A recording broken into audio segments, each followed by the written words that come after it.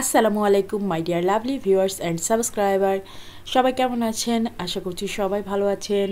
আলহামদুলিল্লাহ আমিও ভালো আছি। নতুন একটা ব্লগ নিয়ে চলে আসলাম। বাচ্চাদের হুটহাট দাবি থাকে কেক খাবো, এটা খাবো, ওটা খাবো। তো হঠাৎই আজকে একটা ফ্লাওয়ার কেক তৈরি করলাম, আর খুব সহজে তৈরি করলাম। ভাবলাম আপনাদের সাথে শেয়ার করি। যারা একদমই ডিজাইন করতে পারেন না কেকে, তারাও কিন্তু এই কেকটা বানাতে পারবেন। খুব সহজে এই কেকের ডিজাইনটা করা যায়। আর এই ফ্লাওয়ারটা বানানো খুবই ইজি। আর সবচেয়ে বড় কথা, এই কেকটা বানানোই খুবই ইজি। আজকের এই কেকটা সবাই বানাতে পারবেন। যারা নতুন রাঁধুনি আপুরা আছেন, তারাও খুব সহজে এই কেকটা বানিয়ে ফেলতে পারবেন। আর বাচ্চারা কিন্তু এই ধরনের কেক খেতে খুব পছন্দ করে। আর দেখবেন বাচ্চারা অনেক খুশিও হয়ে যাবে। আর এখন যেহেতু সব বাচ্চাদের পরীক্ষা শেষ হয়ে গেছে, বার্ষিক পরীক্ষা, তাই এরকম একটা কেক বানিয়ে দিতেই পারেন। তো আজকের কেকটা বানানো শুরু করি, চলেন। এখানে আমি 8টা ডিম নিয়েছি, কারণ আমি আজকে বেশ কয়েকটা কেক বানাবো। আপনারা যদি একটা কেক বানাতে চান, তাহলে 4টা ডিম নিলে যথেষ্ট। আর সাথে নিয়েছি 1.5 কাপ চিনি, আর নিয়েছি ভ্যানিলা এসেন্স সেখানে নিয়েছি হাফ চা চামচের একটু বেশি। এখন সব কিছুকে 7-8 মিনিট বিট করে নিয়েছি ইলেকট্রিক বিটার দিয়ে। এভাবে ইলেকট্রিক বিটার দিয়ে কিন্তু এটাকে বিট করতে হবে। আর এর মধ্যে দিয়ে দিয়েছি 2 টেবিল চামচ তেল। তেলটা না দিলেও কোনো সমস্যা নেই, তারপরও আমি 2 টেবিল চামচের মতো তেল দিলাম, কারণ এটা তো ফোম কেক, স্পঞ্জি কেক। তো সেক্ষেত্রে এই কেকটাতে তেল না দিলেও কোনো সমস্যা নেই। তারপরও আমি 2 টেবিল চামচের মতো তেলটা দিয়ে দিলাম। তেল দিলে কি হয়, কেকটা খুব বেশি ময়েস্ট হয়। আমি কেকে খুব কম তেল দেওয়ার চেষ্টা করি, আর মাঝে মাঝে তেল দিইও না। তো আজকে অনেকগুলা কেক তৈরি করব, সেজন্য কেকের ব্যাটার তো বানিয়ে নিলাম। আর এখানে হচ্ছে 2 কাপ ময়দার মধ্যে 2 চা চামচ বেকিং পাউডার মিশিয়ে রেখেছি, সেটাকে ভালো করে আবার একসাথে মিশিয়ে নিলাম। এখন একটা স্টিলের ছাকনা নিয়ে এটাকে অল্প অল্প করে নিয়ে এই ব্যাটারটার সাথে মিশিয়ে নিব, আর সুন্দর একটা কেকের ব্যাটার তৈরি হয়ে যাবে। খুব আলতোভাবে মেশাতে হবে ময়দাটা। এটা আসলে ডিমের ফোমটার সাথে ফোল্ড করে দেওয়ার মতো আর কি।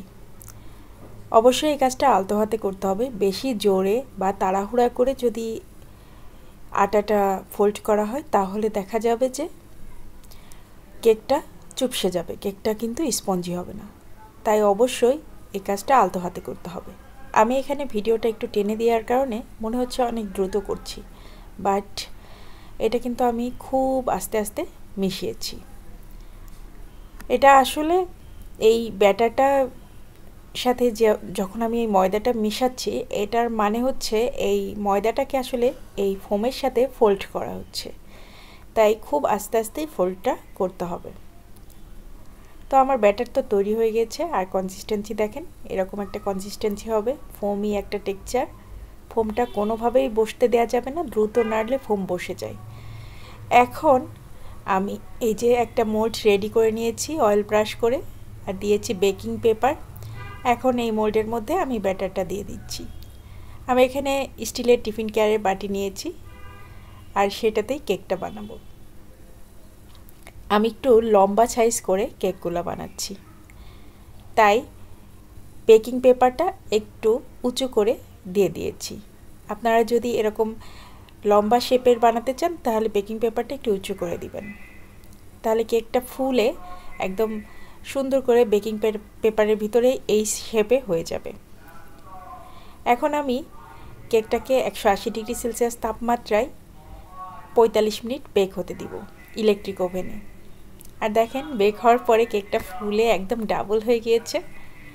আর কেকটা কিন্তু বেশ লম্বাটে টাইপের হয়েছে, কারণ আমি মোলটাই নিয়েছি এরকম।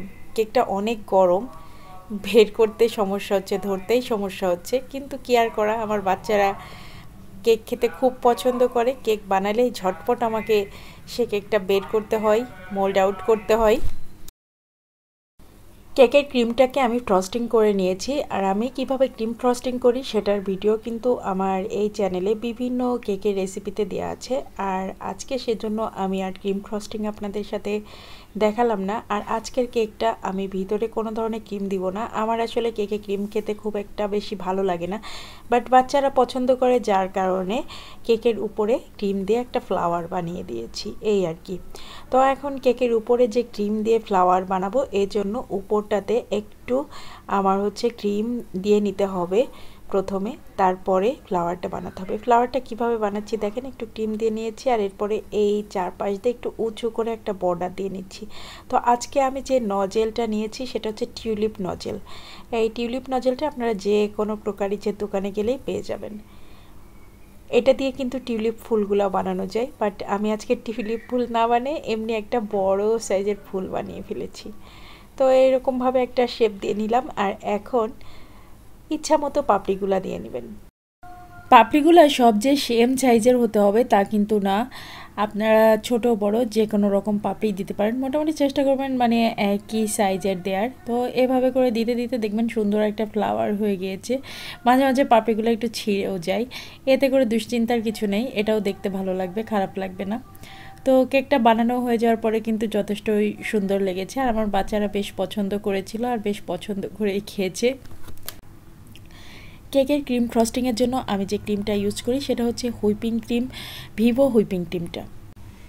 একটা একটা করে লেয়ার এভাবে করে দিয়ে যেতে হবে, মানে একটা সিরিয়াল শেষ হবে এরপরে আর একটা পাপড়ির সিরিয়াল আসবে, এরকমভাবে। আমার অবশ্য 2টা লেয়ার কমপ্লিট হয়েছে, এখন 3 নাম্বার লেয়ার, মোট 4-5টা লেয়ার যাবে এই কেকটাতে পাপড়ির, কারণ কেকটা তো যথেষ্ট বড়।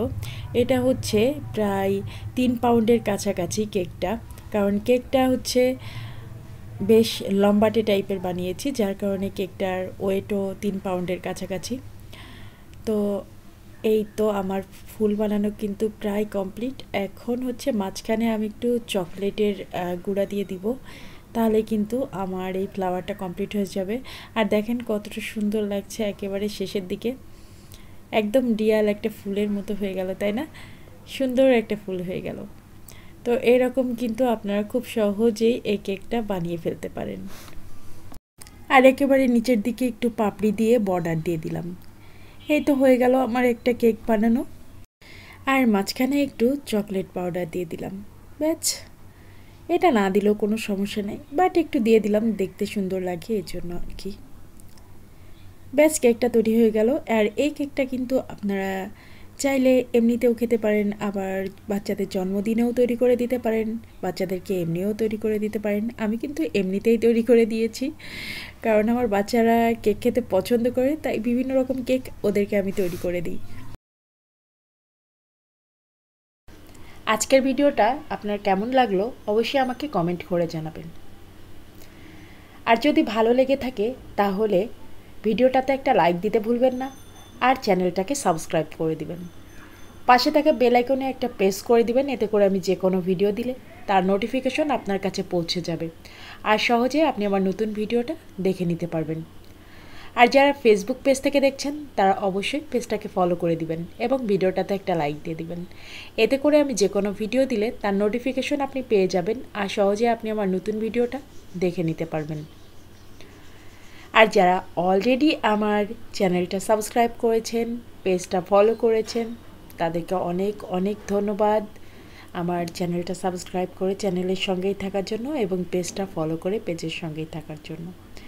তো আজকের ভিডিওটা শেষ করব। সবাই ভালো থাকবেন, সুস্থ থাকবেন, নিরাপদে থাকবেন। আর গৃহশিক্ষণে সেই তো বরাবরের মতো কথা, ঘরে তৈরি খাবার খান, সুস্থ থাকুন। বাইরের খাবার মজা হলেও ঘরের খাবার খাওয়া অনেক বেশি ভালো। ঘরের তৈরি খাবার আমার কাছে মনে হয় সবথেকে বেশি টেস্টি এবং মজাদার। আজকের মতো এখানেই শেষ করছি। আল্লাহ হাফেজ।